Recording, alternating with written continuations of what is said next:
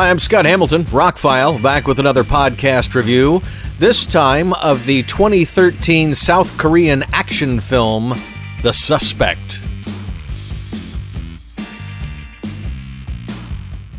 So I have this big movie collection, and every once in a while I see a deal on a movie that I've never seen before, and I quickly look it up on a couple websites and go, oh, okay, well, I'll pick that up. And that usually goes into a stack of things I haven't watched, and then I eventually watch it. You know, I go through the stack and go, oh, yeah, I picked these up cheap. That looks pretty good. Let's watch that one tonight.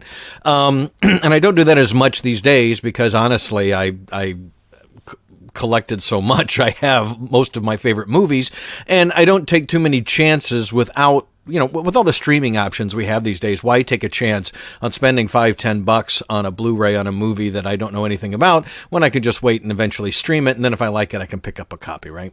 So that's how a lot of people, I think, do with streaming movies. But anyway, this was back in the time where if I saw it for under $10 and it got great reviews, I'm just going to pick it up and throw it in the collection. So I've had this movie since, I guess, 2014, 2015 when it went on sale. But it came out at the end of 2013 and got a small U.S. release at the beginning of 2014. We are not, and here in the West, as they call it, we are not so used to getting this much story with our action thrillers. This came out right before John Wick. And I mention it because it's got incredible set pieces and some great fight scenes, some of which are edited too much, like within an inch of their scene lives. And we learned with the John Wick movies that you can pull the camera back and show two martial artists or two stuntmen doing what they do, and it's a beautiful thing. All the quick cuts and stuff basically hide the fact that maybe somebody is not that action versed. For example, if you watch the premiere the other night of The Equalizer, that is exactly what they did to Queen Latifah's fight scenes. I was wondering how they were going to handle it because she is a former CIA agent, has to be a badass, and the scenes were so chopped up, you really didn't get a full glimpse of her doing much of anything. She was all of a sudden in a lock, all of a sudden in a hold, all of a sudden this and that, and that is a trick of Hollywood and other filmmakers to hide things. This movie, on the other hand, has a lot of big stunts, a lot of big set pieces, a lot of action scenes, a lot of fight scenes. And this was more a style of the time. The quick cuts are not so much trying to hide because these guys know what they're doing.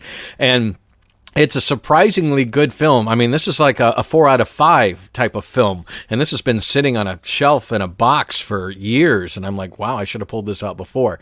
Now, it's a little over 2 hours long. It's about 2 hours and 15 minutes.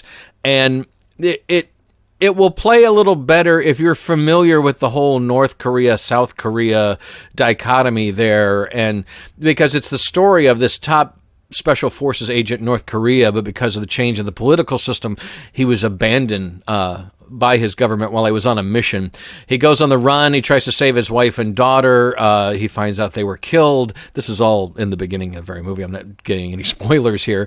And he basically goes on a vendetta to find his wife and daughter's killers, and he has to go to the other side. He has to defect to South Korea and kind of live incognito there, where he tries to figure this out because it's related to somebody he used to work with, a colleague, and blah. So already you can tell this is a bit more plotting than goes into what you would call an action film or a martial arts film. And it's not just a martial arts film. It is an action film that has some martial arts in it because it is directed to be more of kind of an action-centric fugitive. And there's just a lot of story and and it keeps twisting all the way up until the end.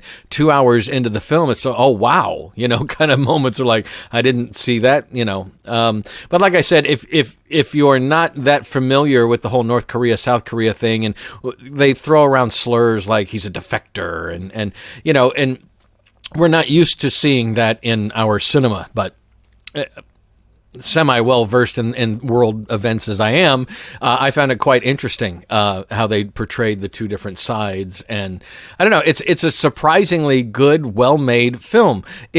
It could be better. I think the director, this was an early one for him. I don't know much about some of these Korean filmmakers, especially from this long ago. But the acting is top-notch. The action scenes are well done. Like I said, the fight choreography is good.